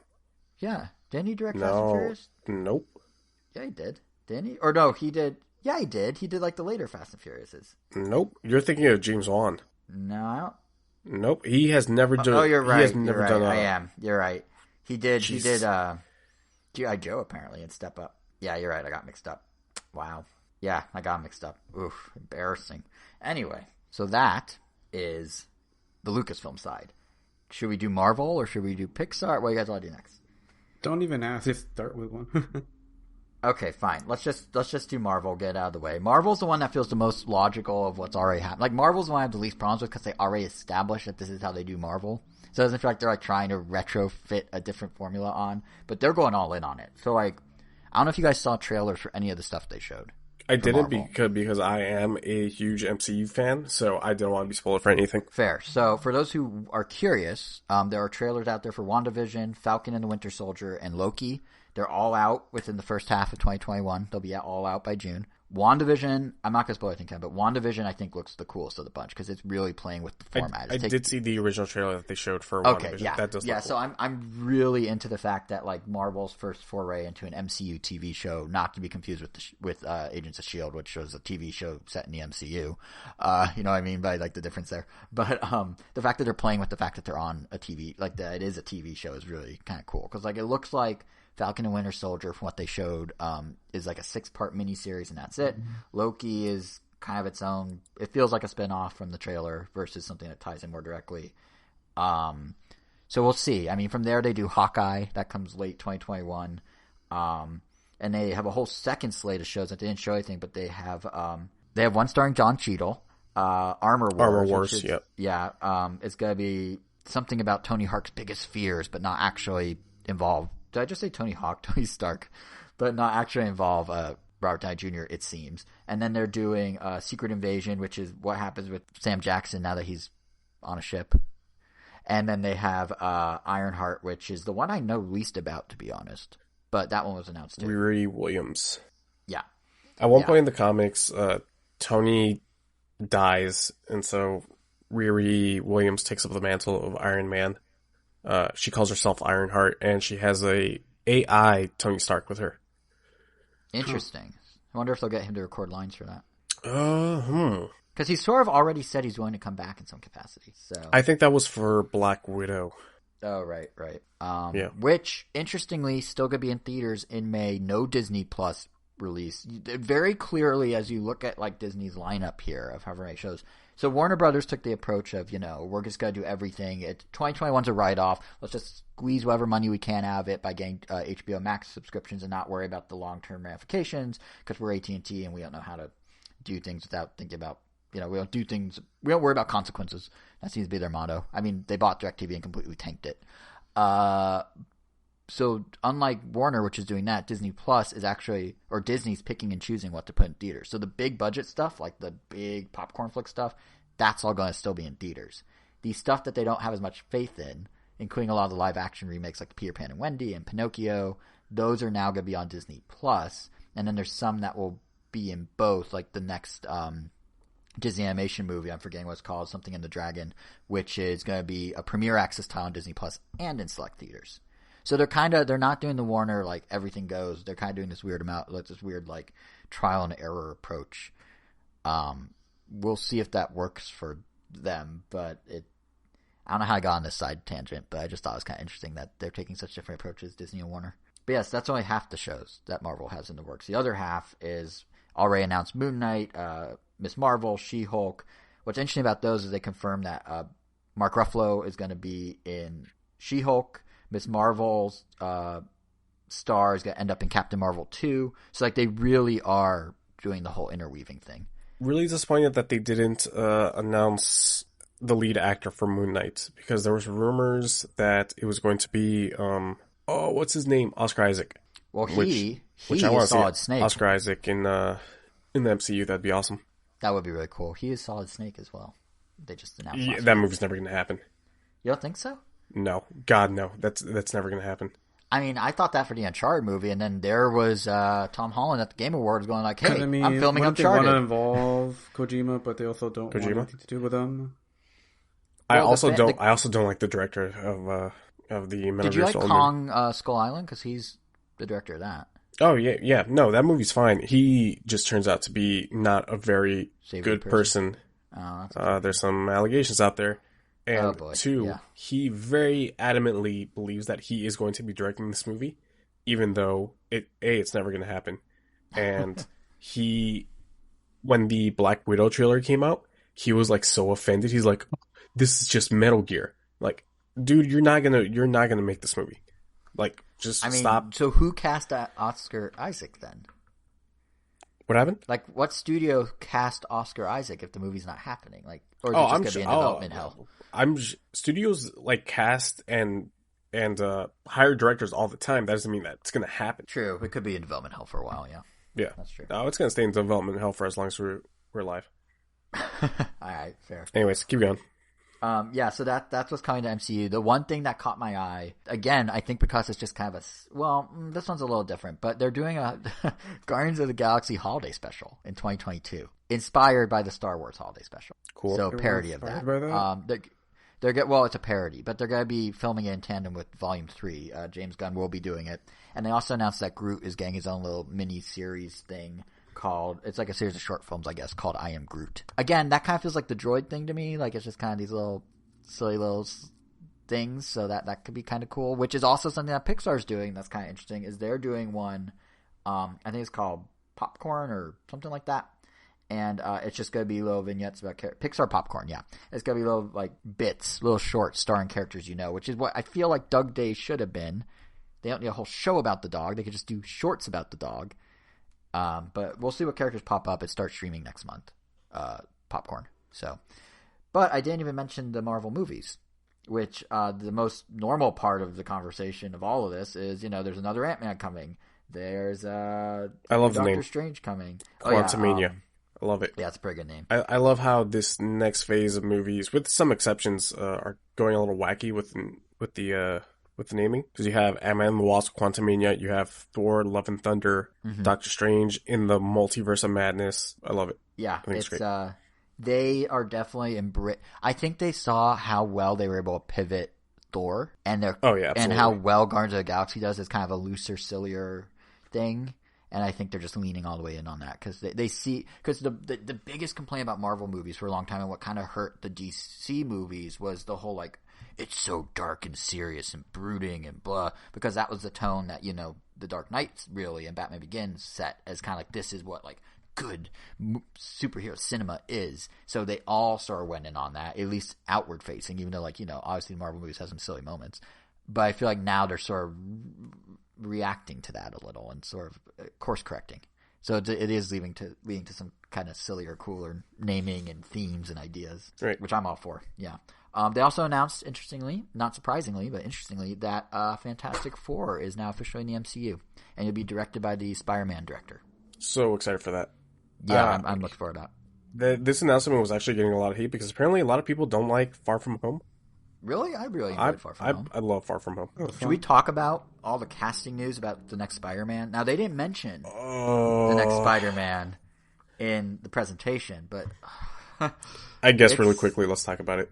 It's, Andrew, you're talking about Spider-Verse before. This is the live-action Spider-Verse, like, straight up. So it's already inferior. In your mind, yes. In my opinion. But yeah, they already have Doc Ock back from the Tobey Maguire ones. They have Jamie Foxx playing Electro. So these aren't necessarily. So they haven't said that these are necessarily the same characters from those movies. That's true. They just said they've brought him on. Mm-hmm. But Jamie Foxx slipped up on his Instagram when they first brought him on and made a reference to how it's like basically the Spider-Verse situation.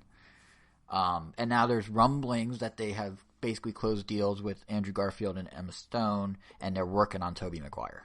They're getting close. So it's full on. I don't have any faith that this movie's going to be good, but this is getting me hyped for sure.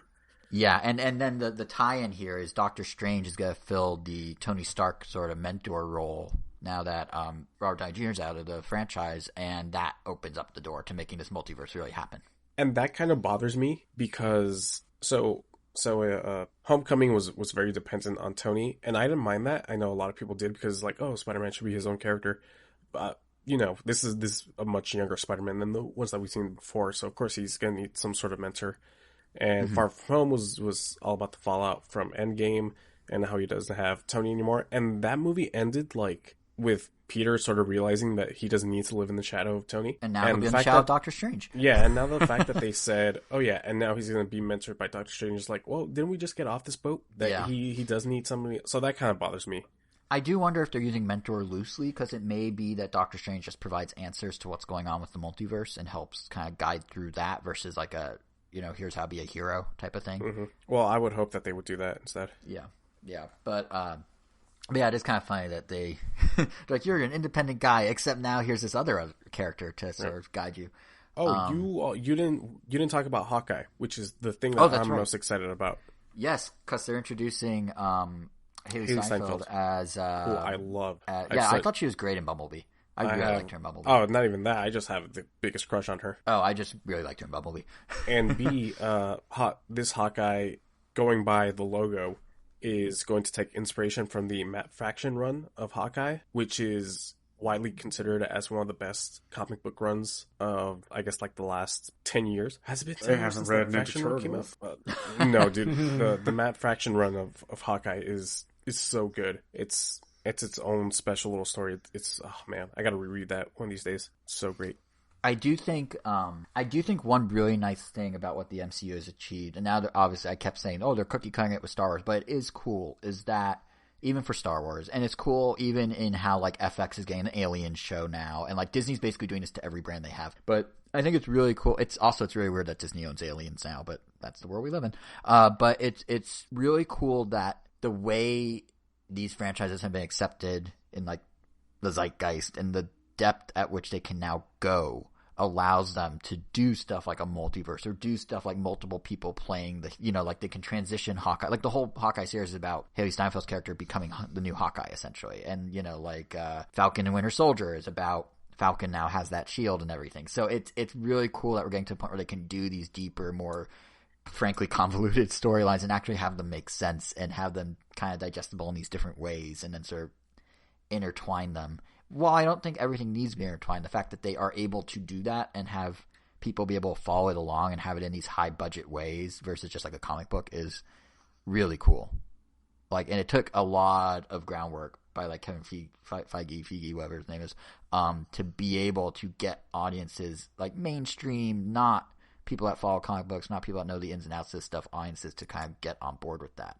And now that's sort of established, like this is how franchises can be. It is cool that they're able to explore other angles of stuff across other franchises using this template, as annoying as it also is, if that makes sense. Like, it's cool they have the option to do it. I don't think they always need to take the option, but I think it's really cool that they're able to do this now and have it kind of be this thing where the one that probably needs it least though is like I was saying, like the Pixar stuff, honestly. Like, I still don't think Doug Days needs to exist. I get why Cars exists. Wow. They're doing a Cars series. Okay, well, let's get into the Pixar stuff then. Yeah, so I understand why Cars exists. Cars is their money. Exactly, is the single biggest IP they merchandise out.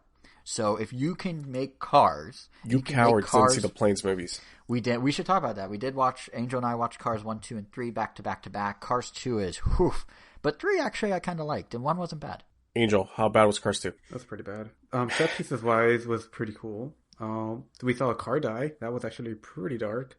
Yeah, actually, Cars 2 is super dark. Cars 3. Cars 2 is 2. Oh, no. Oh, that's right. That oil rig. Well, not just that. No, throughout the movie, they treat... So Cars 2, for those who haven't seen it, is literally a James Bond movie, but in cars. Which means all the tropes are there. There's like a gambling scene, if I remember correctly. There's people being killed. Like, it's full on, but they can get away with all of it because they're cars. It's like the only time we actually see a car straight up, like, die. Like, they literally have him, like... They hook him up to a machine where he has to, look, I guess, like... overpower his like motor and he just like blows up and they show it. They do a dyno test on him and overrun his engine and literally explode him. Yeah. Don't remember that. Yeah, that happened. I remember trying to push that movie from my memory when I saw it. And like they even have the cars drinking alcohol, essentially. Like ethanol alcohol. I guess that's the connection there. But like they go to the bar, they order drinks. Like it's straight up a James Bond movie, but they could get away with all that in a G or PG movie because they're vehicles. And don't think about how the vehicles are able to do this.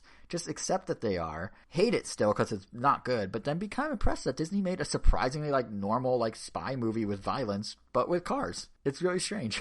It's also really bad. It's really bad. I don't know why they thought Mater being the main character made sense. I mean, like literally, Lightning McQueen plays second fiddle. I mean, well, kids love him.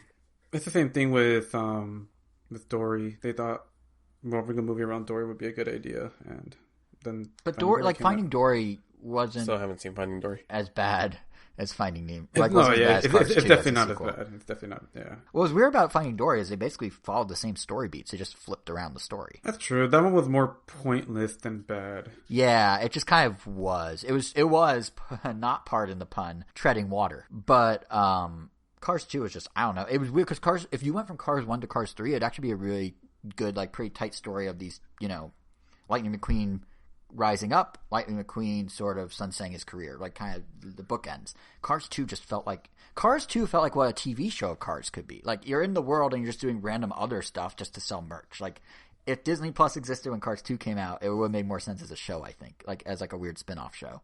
But as like the second one in that trilogy that now exists, it was very tonally weird. But watching all of them back to back to back is definitely an experience. Minus the Planes movies. You cowards. Well, again, that's not by Pixar. For every single time that's not by Pixar, though. So if we were doing it takes place in the Cars universe. I can't believe that's a phrase.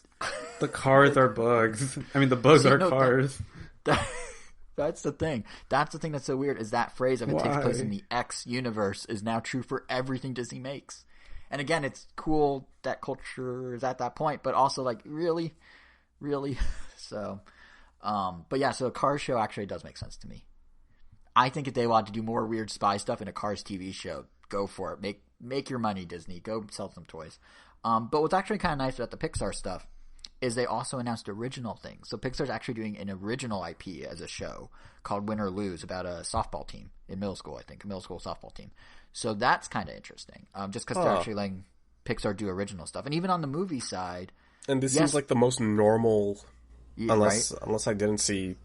Unless there was a trailer that there wasn't. Says otherwise, but it seems like a very... It's not coming out till 2023 and fall of 2023. Okay, so anything could change. Yeah. It could be. It could take place in space or against intergalactic aliens. So exactly, who knows? But it is, it is interesting that they make an original series. They are making original movies along with, the Lightyear movie, which we'll talk about in a sec. They're making one called Luca. Literally, it's just all we know is it's about a kid named Luca. And there's another called Turning Red, which is about. I'm just gonna read the. So I'm getting all this off The Verge. They have a nice summary, so I'm just gonna read The Verge's explanation. Turning Red, about a 13-year-old girl going through puberty that transforms into a giant red panda when she gets excited, is in development. I feel like there's an anime that sounds exactly like this. I mean, it could be adapted. Wasn't Big Hero 6? Well, that was Disney Animation, but that was adapted from a comic, right? So very, very loosely adapted from a comic. Well, yeah. So maybe this is very loosely adapted from anime, but it is nice that Pixar still gets to do their original stuff even while they're doing Cars, Doug Day, Popcorn, and I forgot to mention they also are continuing their Spark shorts, which already exist on Disney Plus, I think. Those are great. I don't know what those are. Yeah, those are cool. Those are also like original stories, right? They're pretty much shorts that you would see before a Pixar Disney movie, except they're just releasing them without a movie. Oh, that's cool. Without having them being at the front of a Pixar movie. Yeah, and they're just as unique and creative and pretty awesome. There's a really good one I saw. I forgot what it's called, but it's about two robots. You know what I'm talking about, Angel? Yeah. Robots on a train. It's kind of very WALL-E-esque. And I think it's from some of the same people, which might be why. But I really like that one. But yeah, they're all really good. And it's kind of cool that, even as theaters aren't as much of a thing and there's not as many, ways for Disney to put a short in front of a movie, they're still giving them an outlet to put these shorts. And then simultaneously milking them like crazy with the popcorn shorts, which are the same thing, just with characters So. But yeah, do you want to talk about Lightyear, Angel? Toy Story spinoff about Buzz in his early days? I mean, we pretty much said what we need to say. It's weird that it exists because... I mean, I guess it's not weird. I mean, we already have like that origin story with that whole Buzz Lightyear A Star Command. Yeah, it is really old, so most kids probably don't even know it exists. The fact that it's being played by Chris Evans is kind of weird. I mean, they're like, oh, it's not the same Buzz Lightyear, but I mean, yeah, that doesn't mean the voice has to be different. But I mean, I'm sure. Wait, do you know what Lightyear is based on? Yeah, it's just a fictional spaceman that they made a whole series on for the cartoon. Okay, yeah, because you're making it sound like this is the origin. This is the man behind Lightyear, not necessarily Buzz Lightyear's character. The way that you're making it sound, it makes it sound like you think that this is Buzz Lightyear. No, it is. Buzz Lightyear is being voiced by Chris Evans. No, hold on. Buzz Lightyear, in the toys universe, the Toy Story universe, Buzz Lightyear, the toy is based off a real person. This is the movie about that real person. Oh, he's like a Buzz Aldrin, if you will. Yes. So this real person pretty much inspired a toy and series and all The that toy line. Okay, Yes. all right. Yeah, you're right. The original right. Buzz Lightyear. That actually makes it way more interesting. Yeah, that makes it way. Yeah. All right, that makes way more sense. Yeah, the way that The Verge has it right here, an origin story for Buzz Lightyear is very... Yeah, it's not. Sounds it's not extremely reaching for like let's make another movie in the Toy Story universe. Well, this Angel is my point exactly of like they're trying. It's so like not subtle how they're just trying to milk everything, and sometimes it works out with something cool. Like this could be really good. Like I thought Toy Story 4 was unnecessary, and then I saw it and really liked it a lot, and thought I had some of the strongest side characters. But yeah, it's so transparent that there's like money, but whatever. It gets people to watch. It could be a really interesting story. It could have been, it could be like how Dinosaur Planet became Star Fox Adventures with Rare and Nintendo. Like, here's an original thing. Wait, why don't we make this? Here, spin the story a little, make it fit this character that already exists, and then we can get you a bigger audience. So there's two ways of potentially looking at this. And then there's Disney Animation, which we sort of already touched on, but also like Pixar, Disney's continuing to let them do original stuff. So yes, they have Baymax. Yes, they have Zootopia Plus, which is a weird name. So you're watching Zootopia Plus on Disney Plus, I guess. They have Tiana. They have Moana. And then they have two original ones. Encanto, which is a movie in Colombia. And Encanto, no. you gringo. Oh, Yeah, Encanto. yeah. Like Well, I mean, Encanto? Like the Canto? Listen. Yes, it's Encanto. But Lin-Manuel Miranda is going to be doing the music for it, like he did for Moana.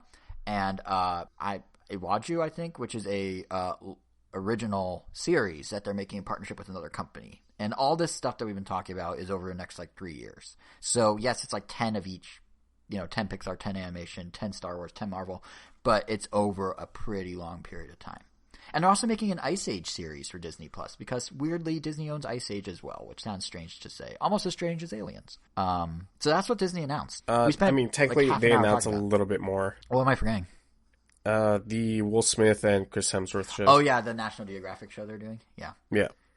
It's also interesting to watch them keep circling around the same talent. They know Chris Evans is a good guy and everyone liked him as Captain America, so let's put him in Lightyear and let's put him in the National Geographic show. Or like Rosario Dawson is in Mandalorian as Ahsoka, and they're like, cool, let's put her in her spinoff and let's give her a Hulu show. Like she's starring in a Hulu show opposite a couple other big names. So it's kind of interesting how they're sort of going back to the same well of talent to get all this going and to sort of insulate themselves so they can just keep using the same people and presumably not get in a situation like Warner where yes, they have Chris Nolan and yes, they have all this talent they always lean on, but they completely blindside them and basically didn't nurture that talent when they did the streaming on day one announcement.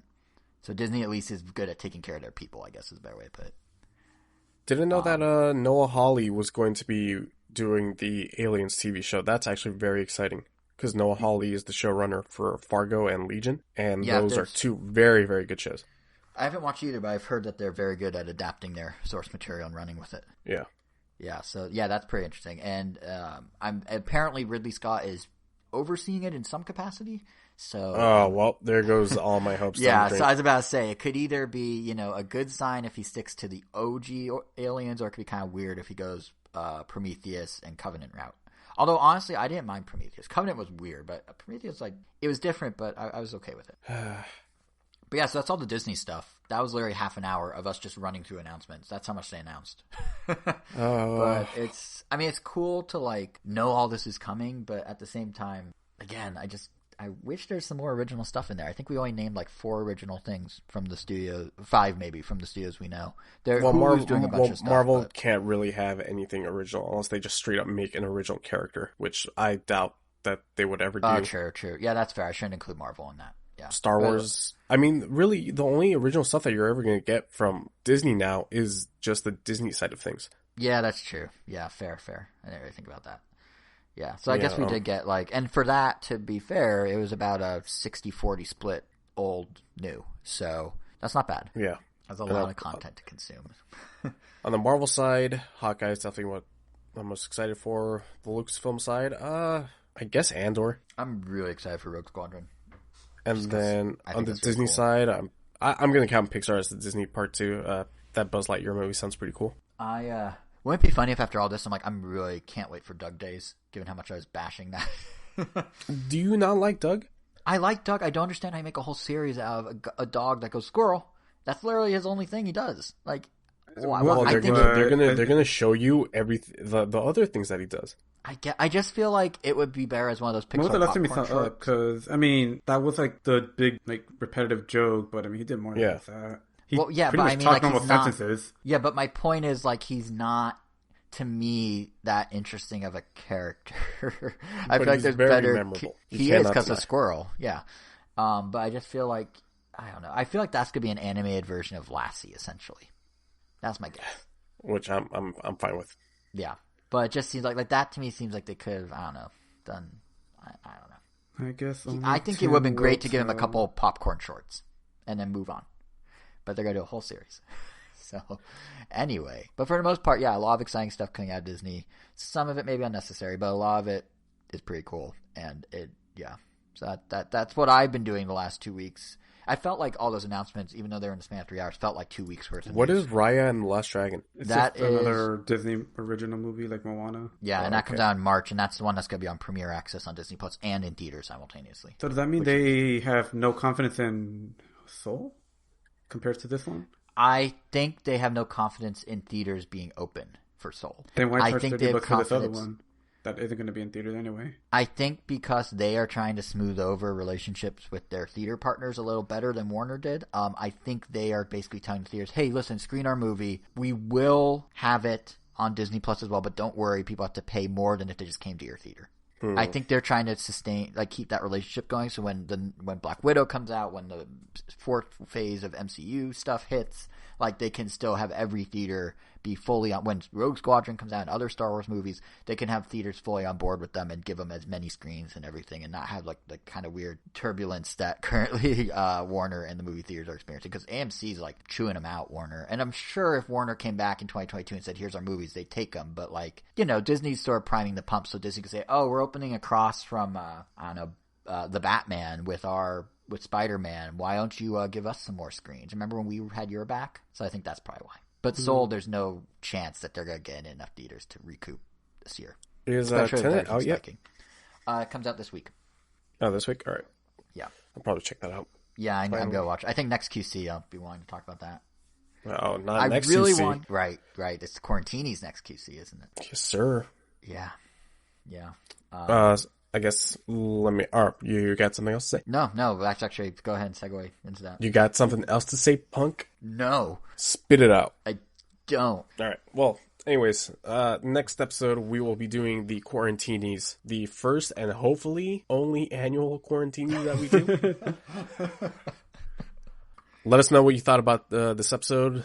Even let us know what your favorite announcement or most surprising announcement from the Disney Investor Day was. You have 50 you can either tell us in the comments here on the blog post or on our Twitter at randomnintendo.com. You can listen to us on our your Twitter favorite... has no com. Twitter's just Random Nintendo. You're doing so well, Kevin. Fuck! All right. Do you want to do over and edit it out? No, I'll leave that in. You can subscribe to our podcast on Spotify, Apple Podcasts, Pandora, Google Podcasts, all that jazz. We are what? Stitcher? Oh yeah, Stitcher, TuneIn, Yep. iHeartRadio. Yep. This podcasting app, Agora, on the iTunes Store, which I used for 2 days when I was rating every single podcast app.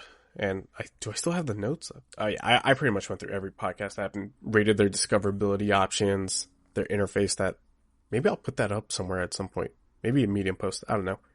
Where can you find that Medium post? Well, just follow me at KVNGomi on Twitter. Beautiful. You can follow. Beautiful. You can follow Jason at JSR7. You can follow Angel at Weiro_O, WEIRO_O. And that'll do it for this week's episode. Next week, we will come at you with a brand new episode of Random Nintendo, which is just award stuff, right? I think it's mostly going to be awards. We'll have the Game Awards, which we kind of alluded to this episode, plus our picks for games of the year. And who knows what else? Nintendo might surprise us with some news. Who knows? Mm-hmm. Last RN of the year, and then the week after that, we already said it, we will be doing the Quarantinis, where we'll be talking about our favorite things that we saw this year. So not necessarily things that came out this year, but our favorite new, how would I say this? Our favorite things that we saw for the first time in 2020. Yes. I think that fits the... So pretty much most of the movies I watched every Friday. That works. That's perfect for you. You have to parse through or them. experience. It doesn't have to be seen. It could be heard. It could be felt. It could be smelled. Our favorite stuff that we did, our favorite new experience this year. There we go. That's the perfect way to say it. I think it fits the theme of the show much better than just like, oh, what was your favorite album of 2020? That kind of thing. Definitely. Yeah, because this show is more about what we're consuming, not what was put in front of our faces. Yeah, exactly. So yeah, that'll do it for this episode. And Jason, take us out.